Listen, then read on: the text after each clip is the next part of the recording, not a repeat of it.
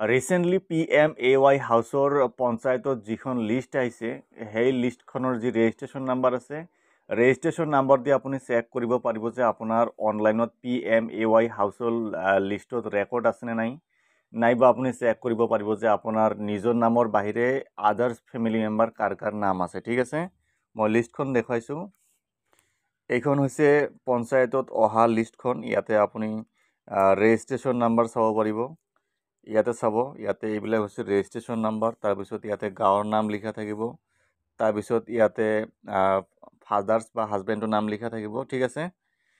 তো ইয়াৰে যিখন ৰেজিষ্ট্ৰেশ্যন নাম্বাৰ আছে ইয়াতে 9টা ডিজিটৰ নাম্বাৰ আছে এই নম্বৰ দি আপুনি চেক কৰিব পাৰিব যে আপোনাৰ অনলাইনত ৰেকৰ্ড আছেনে নাই নাইবা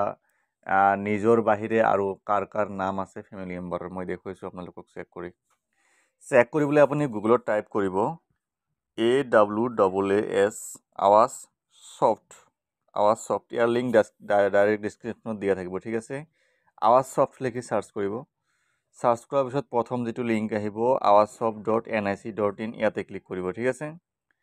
তাৰপিছত এনেকুৱা ধৰণৰ আহিব পাৰে এনেকুৱা ধৰণৰ আহিলে ইয়াতে আপুনি হোম বুলি লিখা আছে হোমত ক্লিক কৰিব ক্লিক কৰাৰ পিছত ইয়াতে চাব স্কেচ হোল্ডাৰ্ছ এটা অপশ্যন আছে ইয়াতে ক্লিক কৰিব এই মানে ইয়াতে স্কেচ হোল্ডাৰত ক্লিক কৰি দিয়াৰ পিছত ইয়াতে চাব আৱাজ প্লাছ ফেমিলি মেম্বাৰ ডিটেইলছ ইয়াতে আপুনি ক্লিক কৰি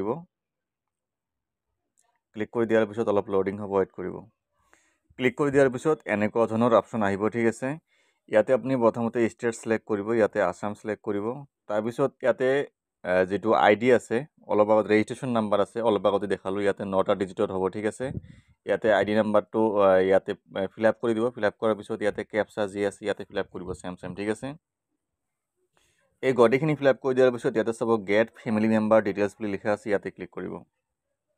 লোডিং হ'ব অলপ ৱেইট কৰিব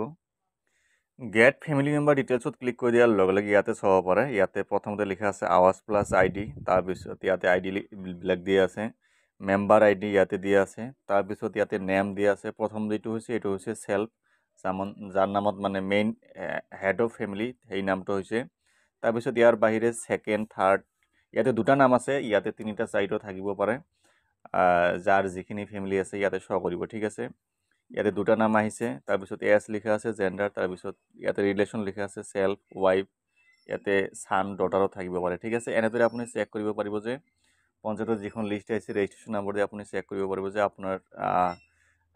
নাম ৰেকৰ্ড অনলাইনত ৰেকৰ্ড আছে নাই বা আপোনাৰ নিজৰ নামৰ বাহিৰে আৰু কাৰ কাৰ নাম এড হৈ আছে PMAY হাউচৰ লিষ্টত ঠিক আছে সো এনেদৰে আপুনি চেক কৰিব পাৰিব ইয়াত বুজি পোৱাত কিবা অসুবিধা হ'লে কমেন্ট বক্সত কমেন্ট কৰি জনাব পাৰে ধন্যবাদ